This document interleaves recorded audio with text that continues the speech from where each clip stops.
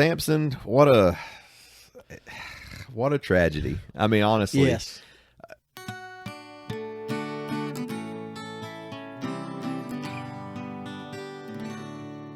We are Saints in the South, your source for gospel growth and good times. All right, welcome everyone. Episode 123. Today is just back down to Marcus and myself. 1, 2, 3, baby. That's right. So today we are covering the book of Judges. Yes. And the title is The Lord Raised Up a Deliverer. And just jumping right into this thing here. So as a reminder, the Lord instructed Joshua, children of Israel, go into the promised land, the land of Canaan there, and basically wipe out all the cities, all the people. Yeah. Destroy basically all the wickedness, almost another type of flood, right? Yeah, basically. Eradicate all wickedness. Yep. Take it out. That's right. And they go in there, they begin battling, and they do a whole lot of destroying. Yeah, they take out a bunch of them. A lot of people, but they don't kill everybody. They don't completely wipe out all the cities. Now, I don't know if were you clear on why they didn't? Did they just start kind of showing some mercy, or did they kind of get lazy? I guess it was just kind of like, I mean, right there in chapter 2, as it starts, it says, "Wherefore I also said, I will not drive them out before you, and there'll be thorns in your sides." In other words, I think they just kind of didn't go through with the rest of it. They just kind of sort of stopped obeying. I don't know why. Right. Kind of like, I'm sure several things, but kind of like how we feel about this podcast sometimes. Yeah. I don't want to see it. You gotta throw that in there. We're about to quit too. Canaanites run over us. Right. No, so basically, I think like anything, really, you get really gung ho about something. Yeah. And then it becomes work. It becomes work. Exactly. You get a little bogged down. So they may have been just kind of satisfied with the success that they've had, and they said, "This is good enough." Other things start creeping in. I think they start. Obviously, you can become friends with a lot of people. You start marrying into which was also a no at the time. The Lord didn't want the Israelites marrying Canaanites and Midianites, and so that's right. And so you think about so the evil wasn't completely wiped out, and their influence, the Canaanites' influence, began to have an impact on these people, especially the children and the upcoming generations, because it says in here, I think Joshua 24:31, it says Joshua's generation remained faithful, but the children is who was heavily affected, and began marrying into other tribes and so forth, and began implementing or adopting their beliefs, their ways of life. It was very flattering, right? Again, they've grown up in the wilderness. Right. And now they're in this land of milk and honey. Yeah. Plenty of provisions, plenty of everything. Yeah. And they're like, man, this is nice. They got caught up, man. They just got caught up in it. Lost their focus. They lost their focus, I guess is the best way to put it. Yeah. And especially after Joshua died. I mean, they really lost their focus. That's right. Right. Yeah. Got way worse. So. Yep. And kind of the last thought I had about this is, I think obviously we're seeing it. We see it now in our time. Right, the further away we move from God, the more corrupt society becomes. From everything we're seeing right now. I mean, you can name them off. The abortions. Oh yeah. Taking prayer out of school. And the indoctrination. Yeah. With the whole gender thing and all that, just all kind of things are just kind of being bombarded upon our youth. Families being attacked, basically the from biggest thing. All kind of stuff. Trying to, and if you really step back and look at it and see what's going on in general, you see that it's everything that Satan wants. That's right. He wants to kill off the families. He don't want families. He don't want. That's his number one deal. Yeah, procreation. He don't want us to have kids. He don't want us to. I mean, everything. So if he can destroy the family, exactly, he's destroy humankind. He's well ultimately, That's right. He wants to just take out all of us humans because he don't want us to have bodies. He don't want us. Well, that's exactly. So think about his ultimate goal. If he can get humankind to not procreate, yeah, exactly. That's the point. Yeah. Then all the spirits that haven't come, they can't come and get a body like him. So I've never thought about that before. That's pretty much the point. Yeah. Yeah. Wow. And if you do get a body, everything that he does is to attack the body. That's right. Pretty much everything he does is to attack the body. To answer your question, I forgot about this. About why did they turn away? It's pretty much what we said. They were in that area and they got influenced pretty heavily, but they forsook the Lord. In verse 13, Judges 2:13, they forsook the Lord and served Baal and Ashtaroth. I don't know if I'm saying that right, but those were the two gods that were. Baal was the male version of whatever they worshipped. Basically, God, basically it was like fertility and things. Ashtaroth was the female version. It was basically all about. Honestly, when you break it down, it's basically all about sex and promiscuity. Yeah, there you go. Yeah. That's it. Yeah. And which is where we are today. Yeah, exactly. They're trying to do that. And stuff. so, of course, that stuff's pleasing. Yeah. I mean, to the carnal mind. And here's the Israelites, and Joshua's gone, and this is cool. I mean, they're saying it's cool that you can do that, so let's go do that. I mean, so it just really just started overtaking, and not every, and the reason it's called Judges, I think, and anybody can look this up, it's called Judges because they're not literal judges, like we learn about the Book of Mormon, the 12 judges that they established and things. So this is a little different than that. These are more like, as it says, it says in verse 16, nevertheless, the Lord raised up judges, which delivered them out of the hands of those that spoiled them. In other words, they were surrounded by all this wickedness, but the Lord did allow judges to be raised up. In other words, these were basically men and women. At times it was women, Deborah and things like that. That would basically help guide the people the best they could. And also, usually they were leading them militarily also. Usually it was military type things to help defeat their enemies, literally, like physically, but also, spiritually when they could and prophesy the Lord and things. You kind of go from Moses to Joshua to Judges. It's kind of the way it transitioned. It's almost like... So Joshua was, and Moses, they were the leader of all tribes. Right. And now, once you get into Judges, you have a leader of each tribe. So you have this going on for each tribe, and eventually, this is where the tribes get scattered. Eventually, I mean, it's because of this, because they decided to live in wickedness. Let's just be honest. It's not all, Obviously, there's faithful people through the end, but in general, the Israelites really just threw away their covenants and just started living this kind of life. It was very hard to do. It's basically walking right into Babylon. The Lord telling you that, hey, you need to throw a nuclear bomb on this place before but they didn't, and it's almost inevitable in a way. It's always a choice, but it's really tough.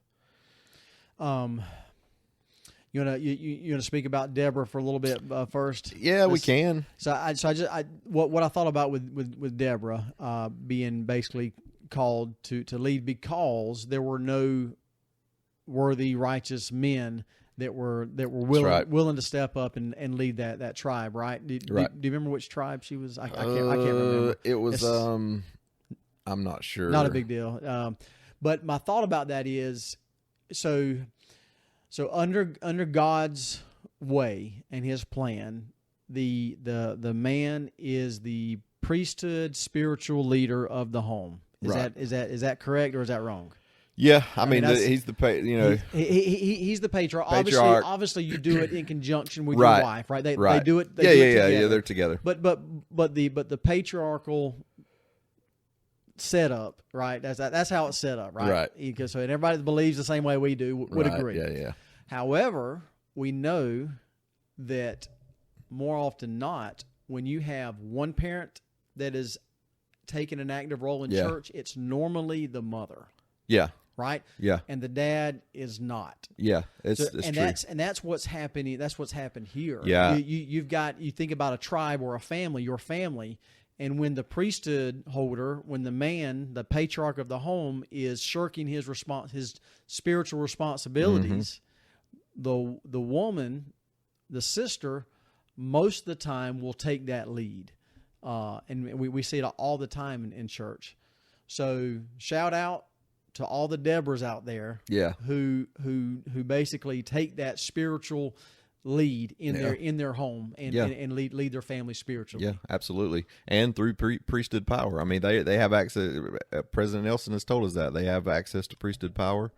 Women have access to that power. It's for everybody. Right. You know, the men may be called to bear it or to hold it, but that don't mean that everybody doesn't have the power of the priesthood. They work under some kind of direction. Right. Everybody does. So. And this for me personally, I mean, this kind of hits home, you know, because, you know, for those that know me and my family, you know that my dad wasn't active. Right. He was a member of the church. He was baptized. Same way with me. I'm the after same. my parents got married and everything. And for the most part, he didn't go to church. And so my two older sisters were raised for the most part not actively attending church. Right. And then when I was about 11 years old, so that put my two older sisters at like 16 and 18. Right.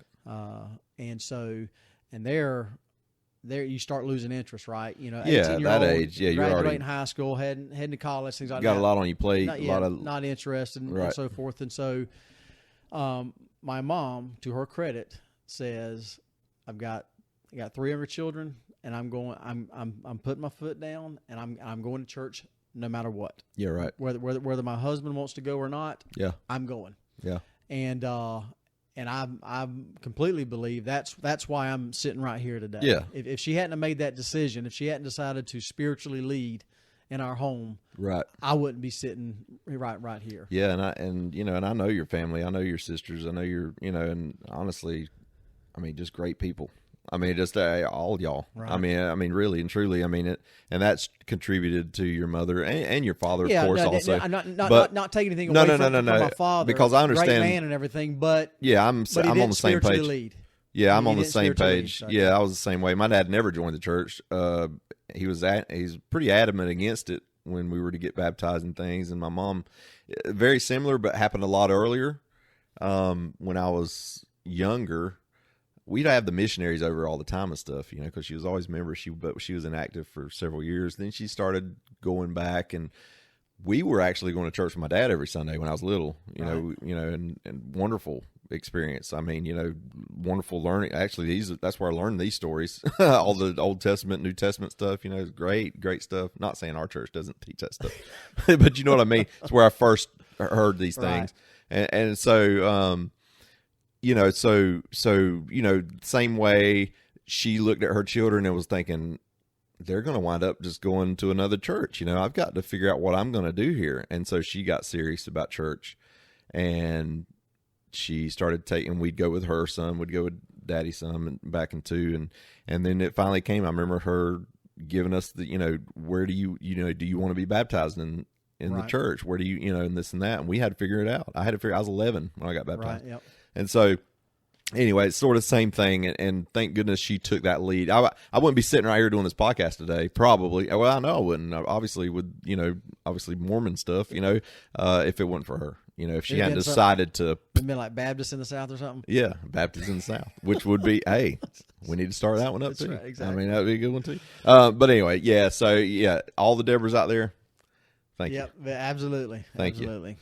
But, we get into Gideon, chapter 6. Now, Gideon, so this story is fascinating to me. And the reason it's fascinating is because it really shows how the Lord works with us. And so, anyway, the story of Gideon, just in a nutshell, so we're not here. An angel appears to Gideon. He's a good man. He's a righteous man. Angel appears to him and says, hey, I need you to go take out the Midianites. Now, the Midianites were a super vast army, and basically they were oppressing the Israelites. And so an angel appears to Gideon and says, hey, I need you to take them out. And Gideon's kind of like, and it's the same story. You hear from Moses or whoever gets called, they're always like, why me? Why me? I'm nothing. What in the world, man? I can see 15 other guys here that could lead a greater army. And he actually says, I'm the weakest of my family. He said, my clan, which I'm assuming when he says my clan, maybe he was already the leader of a I don't know if that or his family or what, but he says we're the smallest We're not a big clan. We're not huge. And anyway, but the angel says, no, I want you to lead an army to go take out the Midianites. And so Gideon goes out, to his credit, and he recruits around 30,000 people, 30,000 fighters to come in and fight. He's a good recruiter. I was like, man, that's pretty dang good right there. You're good to go. So this army that they have to battle is somewhere around, from what I understand, is around 100,000 soldiers. And he got 30,000 willing souls to go against the 100,000. And so you're thinking, well, good shot. Good shot there, Gideon. Thank you for trying. You're going to get obliterated. But anyway, the Lord comes to him and says, you know what? 30,000, you would think the Lord would say 30,000 ain't going to cut it. Right. Yeah. We're going to have to get some people out there. No, the Lord comes to him and says, you know what? 30,000 is too many. It's too many. And, I wonder at this point, and I've always thought this, did Gideon know how many men were in the Midianites? Did he think he already had enough to battle them at 30? Right. And then the Lord tells him to whittle it down? Or did he know that the Midianites had a vast army? Usually cities back then would boast of their power and stuff, so probably he did know they were pretty powerful. At least had a pretty good idea right. that he was going to be outnumbered. So anyway, 30,000, Lord says, nope, ain't going to work. He said, go back to your men and basically announce that if any men have any reservations or if they're scared or anxious to fight, they can leave. Honorably leave. It's not like a dishonor type thing. Right. You can leave. You can walk away. I think it said 22,000 or 20,000 walked away, so he's left with like 10,000. And at that point, you're thinking, Gideon's like, hold on a second. Now, yeah, he's like, wait, that's way more than I thought maybe a couple thousand was going to leave. Well, okay, so now here he is with 10,000 men. Lord comes to him and says, nah, that's too many. He said, I want you to whittle it down to 300 men, which just blows my mind that the Lord chose 300. Why not 3,000? I mean, at least some thousands here. I mean, and so anyway, long story short, they do defeat and, take out the Midianites, and like I say, 100,000 man army versus a 300 man army. So, and there's some strategy there, and there's some things that go on you can read about. But the point is that the Lord is showing his pattern of how he works with us. He works and he shows his strength through our weaknesses. He loves to do that. And there's that great, on Book of Mormon Central is a great video by John Hilton III. Talking about how the Lord loves the underdog. You need to watch that video. It's a great video and explains Gideon a little bit, but it's so true. The Lord gives us weaknesses to show us our strengths and to show his strength in our lives. And so weaknesses are powerful. But sure don't feel like it sometimes. It sure don't feel like it, but especially in the moment. Yeah. And here's the key though, is that we got to recognize our weaknesses. If we don't recognize it, we won't ever strengthen ourselves in that area. The Lord shows men their weaknesses so that he can strengthen them and show his strength. And so that's what, this is a perfect example of how, he chose Moses. He was slow of speech to go talk to Pharaoh. Moses was, why Moses? Right. Yeah. There's so many things. A boy 14 years old goes and prays, and restores the true gospel of Jesus Christ, or the complete gospel of Jesus Christ to the earth. What, a 14-year-old boy? Why not a king in England or something to do it? It makes no sense to us. It makes no sense. But the Lord's showing that, hey, you got to. It's my work. Right. This is my work and my glory to bring to pass the immortality of man. It's not our work and our glory. We're asked to participate and to help and to learn and to grow as we go. But it's ultimately his work, and he's going to get it done, and he'll get it done however he wants to get it done. And he's usually going to get it done in a miraculous way. And this is miraculous. If Gideon had 90,000 and he beat 100,000, it's just like the Lord said. He said the people's going to think that you just did it out of your own hand, your own strength. You didn't need the Lord. Through 12:24, right? Yeah.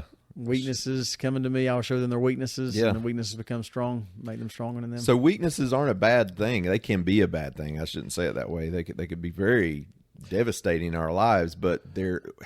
I say it like this, and it sounds so cold-hearted. We're not here. I'll put it like this: we're here to struggle.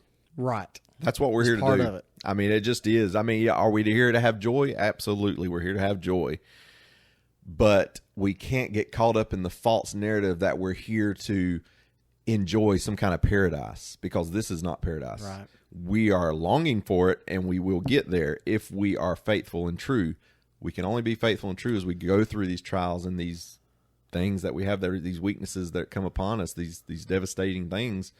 But we're not here to just have joy. We're here to have the kind of joy that's lasting. So in other words, the kind of joy you can have during a trial, or during a weakness, or during a misfortune, whatever you want to call it. And so we're here to struggle. I mean, it sounds... That's right. And when we make things as easy as we possibly can, especially for our children, when we try and make things easy for them, we are disservice. We are disserving them. We are making them more it really weak is. than they deserve. And it feels like it goes against everything. You know, it feels like does. That's not right. I'm supposed to coddle my children and protect them, take care of them, and stuff. You know, and I'm, obviously watch out for your kid. Don't let them run through the road or anything. I mean, we're not saying that. Yeah, don't play Frogger across. Yeah, I mean, we're not saying that, but you guys understand what we're saying. You know, it's let them learn, let them grow. Within common sense. I mean, don't fire pistols at them and see if they can dodge the bullets. I'm not saying that, but let them learn and grow and teach them correct principles, and let them govern themselves, as they get older. But so we had one more of these judges we wanted to talk about. Man. Samson. Old Samson, man. Yeah, go ahead and lead us in that one as well, if you can. Man, Samson, what a tragedy. I mean, honestly. Yes. Man, so Samson his mother was approached by an angel. So I was trying to figure this up, and I wish I'd got the data for it, but how many times has an angel announced a birth? I don't think very many times. Obviously Jesus, obviously John the Baptist. Yep. I'm trying to think of some others where the birth was announced by an angel. Not very many. Well, you got Abraham, the visit to Abraham was told that his wife Sarai would be son. Yeah, so there's not. It's not like there's thousands that we know of. There's just a handful, and it's usually pretty important, right? Because of that, it meant that person or that child was going to grow up and do something great. The Lord had something in store for him, and I think that the reason that happens is so that the parents can be suited to make sure that child gets the raising that it needs. So Samson, I believe, was raised very, very well, had great parents. So it says in Judges 13, verse 5, it says, "For lo, thou shalt conceive." This is him talking to the angel, talking to his mother. It said, "For lo, thou shalt conceive and bear a son, and no razor shall come on his head.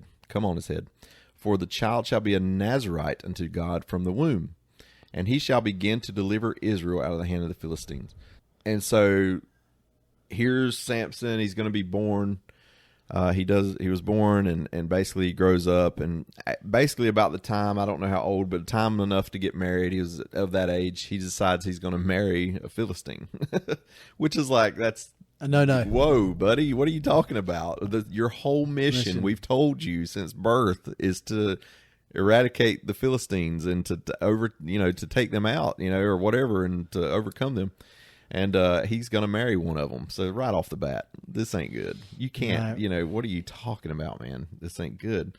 You're supposed to be delivering us out of the Philistines, and you're going to marry into them. It makes no sense. So right there, basically from the get-go, I have to say this. I think, and it may be a little bit of a bold statement, but I think for whatever reason, Samson was just a very probably arrogant and mostly selfish type person. Whatever served him, and he didn't really think about serving the Lord much. He really dismissed his covenants right off the bat, honestly. Right. Well, I mean, he was blessed with strength. That was one of his spiritual gifts. Well, yes, right. That was his spiritual gift, was actual physical strength. Like very miraculous type things. I don't know if you know some of the stuff that, didn't he wrestle a lion? That's right. Yep. And a what was the other thing? I forgot. A bear? Was it a bear? I can't remember. Anyway, but also when he takes the jawbone. Jawbone, that's right, yep. That's straight up crazy stuff right there, man. Takes out like 1,000 men by self. Right, yeah. And so all that kind of went to his head. Yeah. I mean, he was a superhero. Yeah, that's right. I mean, he was He-Man back absolutely. Then. I mean, this was an outward manifestation of a miraculous thing that this man is doing, and therein lied his mistake. It was him.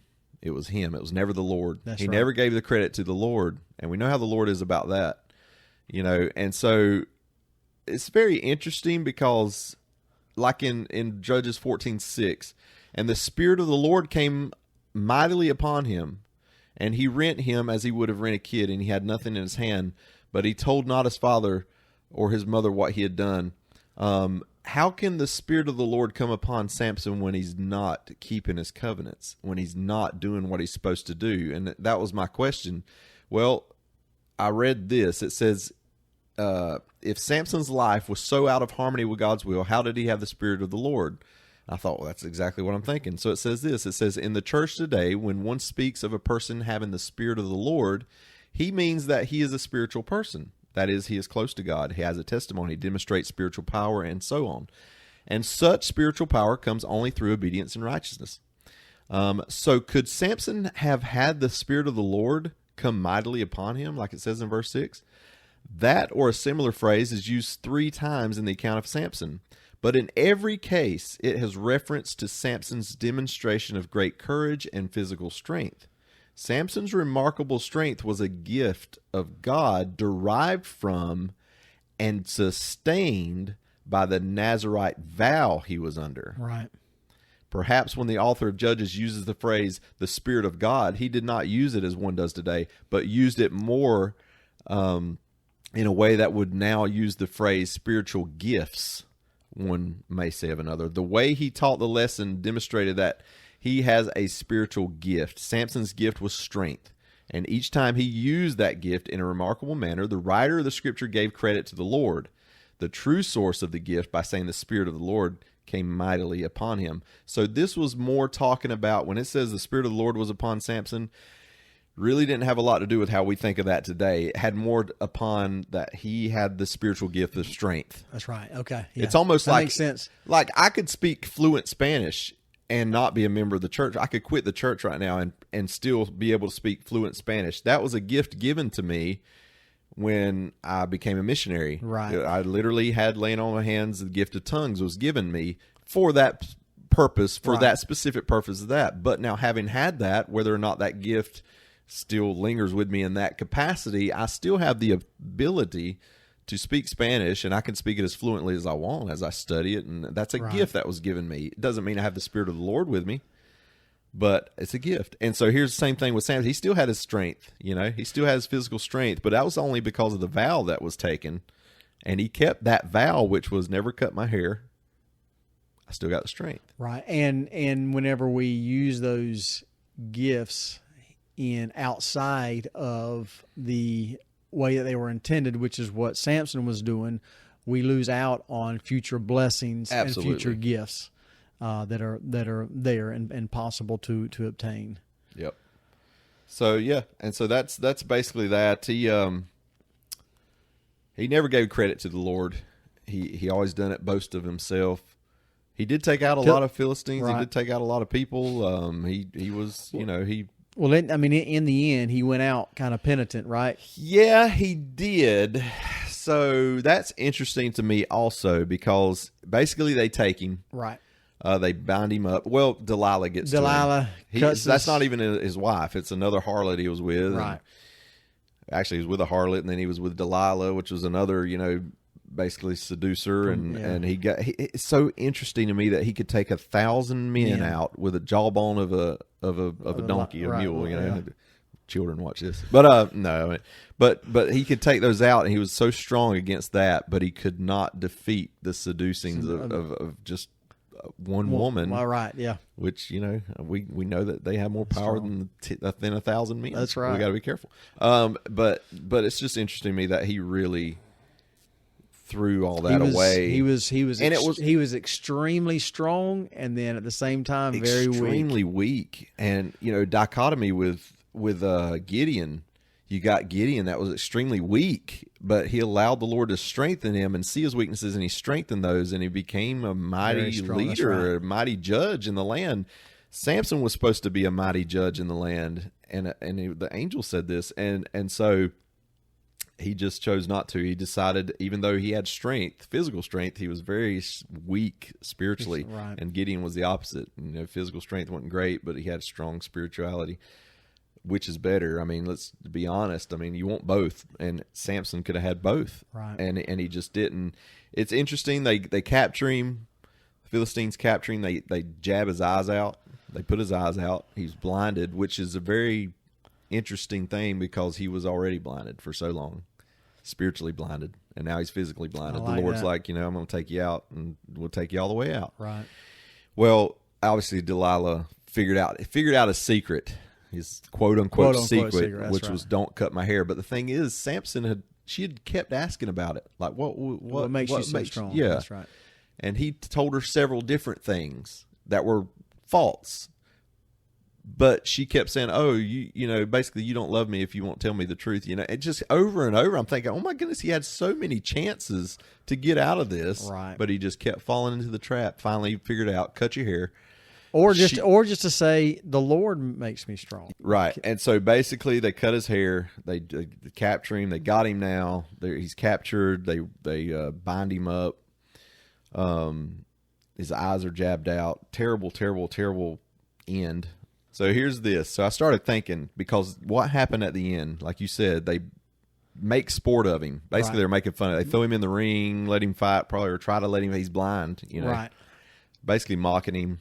Which this is terrible for Samson because he's lost. Well, he's lost his strength now. You got to think too. These people worship other gods, and I can't remember what god that they worshipped. But it was basically it wasn't the Lord, and so they knew that if they had Samson, which they knew his story and knew that it was supposedly the Lord, this Lord God of Israel, that gave him his strength. They knew of the story. And they're seeing that they've got him and bound him under the direction of their God, under the power of their God. So they thought, okay, obviously, who's the right God here? They're basically doing what Gideon's father did exactly to Baal. Yeah, exactly. And so anyway, they're all there. They're in the worship of their God, and they're thinking, they're boasting in their God, like, right. Oh, we got this other cat right here. He ain't nothing. Right. We can take him out. Where's his strength at now? We know. We're smarter. This God's better, or whatever. The Lord wasn't going to allow that to happen. First of all, He couldn't. Even though Samson wasn't doing what he was supposed to do, the Lord wasn't going to let that end that way. He was going to let them people know, no, that's not the right God. I'm the right God.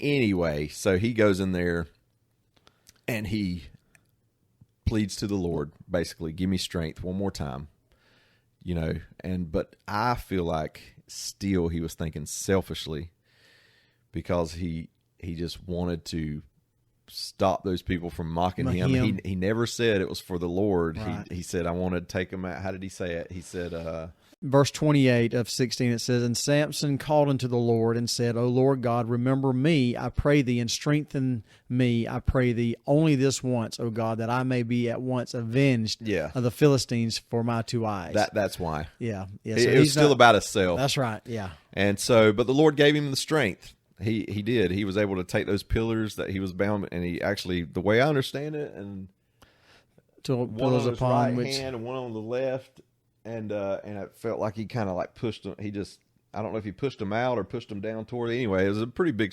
feat in itself, and he killed all those 3,000 just by pushing. Yeah, and he just pushed it over. There was like 3,000 people there, I think. Yeah, 3,000. Yep, says 3,000. And he basically killed himself with them. And it was a tragic end. It didn't have to happen that way. But the thing about it is that his hair. If you think to yourself, well, if he cut his hair, how did he get his strength back? And so it says, was Samson's hair really the source of his strength? It says the biblical account of Samson reveals him as a man of extreme confidence and tremendous courage, qualities based on his recognition that his power is from God and that God would sustain him in the mission to which he had been called. But Samson did not realize that there is a rule that governs power in the Lord, which is let virtue garnish thy thoughts unceasingly. Yeah. It wasn't so much that he didn't recognize that God gave him the power. He knew that. He knew it was from the Lord, but he fell into some bad places. He did some things, a lot of it was to do with lust, right. And chastity. Anyway, Samson's misfortunes began when his confidence in God turned into conceit and pride. He became prideful, as we talked about. Over a period of time, he broke the vows of the Nazirite and violated other commandments, including the law of chastity. Samson's superhuman strength did not reside in his hair, but in his confidence in God and in the Nazirite oath, of which his hair was an outward symbol. It's the same thing as these garments that we wear. That's right. Yep. If I was to tear my garments off right now, for whatever reason, it doesn't mean that I would lose my priesthood power. I don't know why I would tear my garments off, but what I'm getting to is my power don't reside in these garments. Right. It resides in my covenants that I've made. If I break those, if I rip those up, then I lose my power. But this is a piece of clothing that we wear. It's to help us remember what we have done and what we've vowed to do. In other words, and it says Delilah's treachery and the shaving of Samson's hair signified the final betrayal of his vows, and thus became a miserable, broken man with no power left. And the same goes for the hair. The hair did not make him unpenetrable. Right. Yeah. Same thing with our garment. It doesn't make us unpenetrable. No, exactly. We still have to consciously, with our mind, with our heart. Exactly. Let virtue garnish thy thoughts. Yeah. Make those decisions. Yep. But it's there for a reminder and to use them. It wasn't the cutting of his hair that made him weak. He was already weak spiritually because of the things that he had done. The cutting of the hair was sort of the final straw, basically, of an outward thing that your vow's done. You're over. He did plead for the Lord one more time. The Lord was merciful to him. Probably not so much just because Samson was asking for it, but more or less to get rid of those people. Yeah, I think he was basically taking the opportunity to. Yeah, he was like, I need to take these people out anyway to let them know that I am the Lord. Yeah. Not this God that they're rejoicing in. Right. So and so it's sad. It's such a sad story. Yep. There's really two super sad stories to me in the Bible. David and Samson. David especially. Yeah. Oh my goodness. I mean, David was, man, he had it, and he threw it all away, man. And it's always a woman. No, I'm just kidding. They always fall in love with, they always go and break the law of chastity, and then of course David went even farther and murdered somebody. So right. That's crazy, man. Anyway. Just goes to show we need to be very careful. Never ever think that we're good to go. I've been through the temple. I've been married in the temple. I'm good. We don't. It's a constant battle. You can't reminder. Just like you said, we got to stay focused. We got to stay focused. Yep, absolutely.